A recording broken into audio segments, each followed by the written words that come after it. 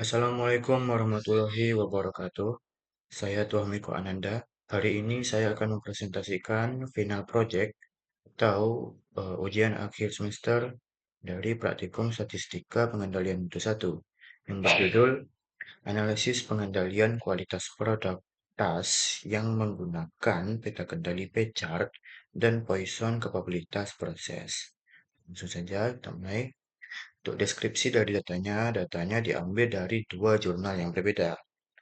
Yaitu judul jurnalnya dapat dilihat sendiri di sini. Nah, jurnal pertama itu menyajikan data kecacatan tas dari Pepari Letter.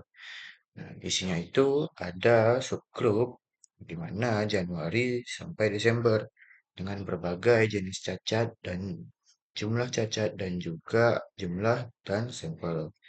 Nah, untuk jurnal keduanya itu datanya mirip, tapi untuk tas dari produk Al-Fajar Bag. Kedua datanya itu digabung karena memiliki kesamaan produk tas, jenis cacat, dan lain-lain, sehingga memadai untuk dianalisis lebih lanjut. Nah, ini adalah data yang digunakan. Dapat lihat di sini tipe cacatnya itu ada 7.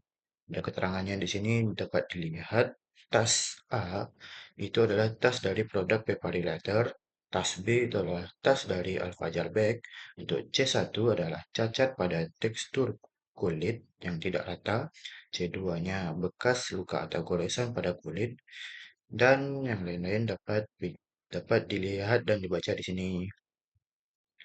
Terus berikutnya untuk analisis pengendalian kualitasnya itu yang P-chart digunakan karena data ini itu menunjukkan proporsi kecacatan dari total sampel yang berbeda-beda tiap bulannya gitu. Sehingga P-chart ini paling sesuai untuk lihat stabilitas dari proses produksinya. Nah, untuk Poisson kapabilitasnya itu pakai Poisson kapabilitas karena datanya itu berupa jumlah cacat pada produk, bukan nilai-nilai kontinu kayak data yang punya menit ada atau data yang punya sentimeter dan lain-lain gitu. Nah, makanya ini tuh nggak cocok kalau pakai kapabilitas normal. Jadinya pakai Poisson kapabilitas.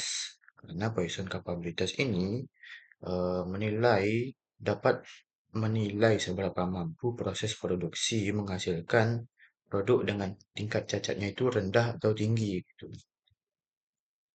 Untuk pie tas paper relatornya dapat dilihat di sini kan nggak ada gitu sampel yang di luar batas kendali atas maupun di luar batas kendali bawah. Jadi untuk paper relator ini udah aman gitu.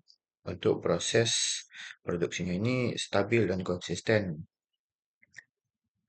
Untuk paper tas Al-Fajar Bag. Nah, ini yang sebelum direvisi ini tuh dia ada yang nggak terkendali nih di sampel 1 dan juga sampel 10. Sampel satunya itu di bawah apa namanya ini di bawah batas kendali. Sedangkan tuh sampel 10 ini di atas batas kendali. Makanya perlu direvisi dengan cara menghapus kedua sampel ini, sampel 1 dan 10. Nah, setelah direvisi dapat lihat di sini tuh udah aman, nggak ada lagi yang di luar batas kendali, batas bawah maupun batas atas. Sehingga pengendalian kualitasnya ini, proses produksinya ini tuh sudah stabil gitu. Terus untuk Poisson kapabilitas dapat kita lihat nih rata-ratanya tuh segini gitu ya. UCL dan LCL-nya dapat lihat di sini juga. Terus sebagian besar titik pada ucat ini kan dia nggak ada gitu yang di luar batas kendali, kecuali ini mungkin di luar batas kendali sedikit lah pada sampel 2 ini.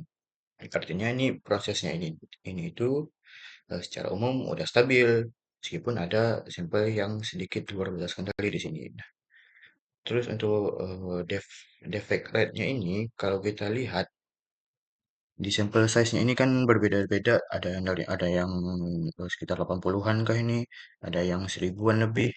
Tapi untuk nilai defect rate-nya itu sekitar 0,7, yang artinya tingkat kecacatannya itu masih sangat tinggi gitu, yang dimana harusnya bisa dikendalikan sampai ke nilai paling bawah, sampai titik nol supaya tingkat cacatnya itu nggak ada lagi gitu.